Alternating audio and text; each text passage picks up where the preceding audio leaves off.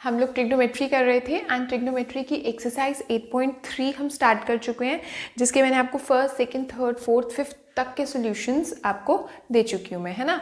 तो आज हमको स्टार्ट करना है 6th question which is very very very important, और ध्यान से समझिए, ठीक है। If A B C are interior angles of triangle A B C, यानी ए बी सी के तीनों ट्रायंगल ए बी सी है कोई, ठीक है, उसके 3 एंगल्स हैं A B and C.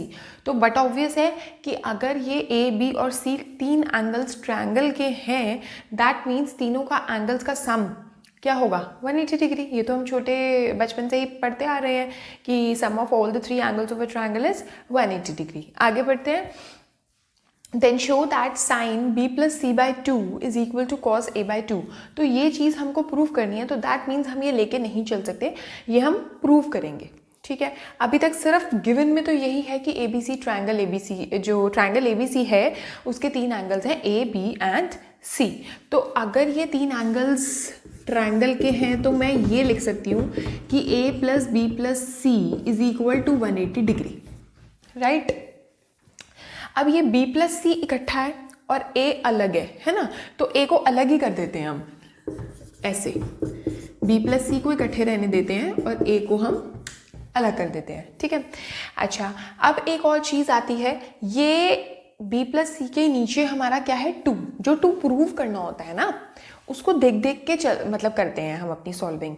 B plus सी के नीचे क्या है 2, तो अब 2 इसके नीचे सिर्फ तो मैं लिख नहीं सकती, तो मुझे क्या करना होगा, जो मैं इस साइड करूँगी वो मुझे उस साइड भी करना होगा, राइट, क्योंकि ये एक इक्वेशन है। तो इसलिए मैं क्या करूँगी कि dividing by 2 through out, dividing by 2 through out, ठीक है। तो b प्लस सी बाय 2 कर दो और उधर 180 माइनस a बाय 2 कर दो, ठीक है, क्योंकि दोनों साइड सेम ऑपरेशन लगा सकते हैं हम, है ना। तो अब क्या होएगा, b प्लस सी बाई 2 तो एज इट इज़ रहेगा, और ये जो 2 है ना ये मैं अलग अलग लेके चली जाती हूँ, like 180 by 2 minus a by 2, ठीक है।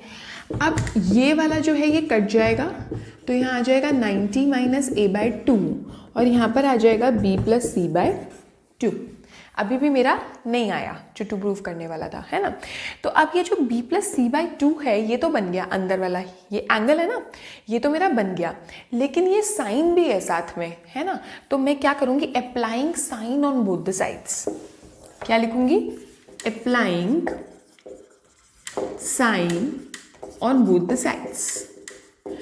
जब मैं अप्लाई करूंगी sine on both the sides, अब आप ये मत सोचना कि इधर तो साइन चाहिए इधर तो साइन चाहिए ही नहीं, तो मैं साइन इधर क्यों अप्लाई कर रही हूँ, क्योंकि मैं ऐसे नहीं कर सकती किसी भी इक्वेशन में कि मैं कहूँगी कि applying sine on LHS and cos on RHS, ऐसे नहीं होता। जो भी चीज़ आप LHS में कर रहे हो वही चीज़ आपको RHS पे भी करनी होगी, ठीक है। तो अगर मैं साइन अप्लाई कर रही हूँ LHS में, तो राइट हैंड साइड में भी मैं साइन ही अप्लाई करूँगी, राइट।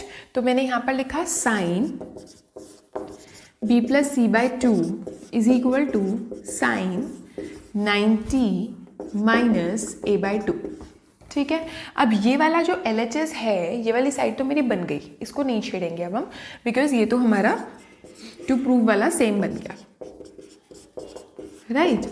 अब sine 90 minus a by 2 is what, देखो साइन 90 माइनस थीटा हमने पढ़ा है कॉस थीटा, पढ़ा था ना, मैंने आपको अपनी पिछली वीडियो में बताया था ना कि sine 90 minus theta cos theta होता है और कॉस 90 माइनस थीटा क्या होता है, साइन थीटा, है ना। तो साइन 90 माइनस थीटा, तो यहाँ पर जो थीटा है वो a बाई 2 है मेरा, क्या है a बाई 2। तो अगर थीटा की जगह मैं a बाई 2 लिखती हूँ तो यहाँ पर भी क्या आएगा, कॉस a बाई 2 आएगा, है ना। तो साइन 90 माइनस a बाई 2 क्या है, कॉस a बाई 2।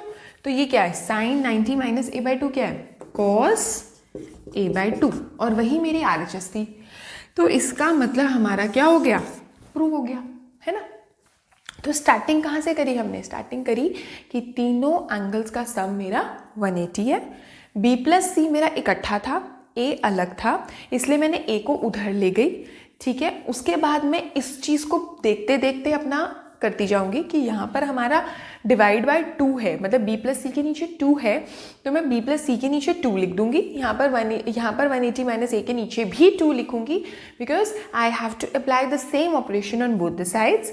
ये जो 2 होगा ये अलग अलग चला जाएगा, 180 के नीचे अलग, a के नीचे अलग। जब 180 के नीचे जाएगा तो यहाँ 90 आ जाएगा, यहाँ पर a/2 आ जाएगा। नाउ ये वाला भी बन गया। और अब b प्लस सी/2 के साथ मुझे चाहिए साइन, इसलिए मैंने दोनों साइड साइन अप्लाई कर दिया। तो मेरा लेफ्ट हैंड साइड तो आ गई, लेकिन राइट हैंड साइड में sine 90 minus theta is cos theta. That is why I have written sine 90 minus a/2 is equal to cos a/2। Okay, so this was question number 6 which is very very important. So now the next question is, and next and last question of this exercise is 7th question। जैसा ये वाला question है वैसा बिल्कुल similar मैंने आपको last example जो अभी करवाया था वो बिल्कुल सेम था। I think it was example number 11th। ठीक है, तो इसमें क्या करना है हमको, साइन 67 और कॉस 75 हमको दे रखा है।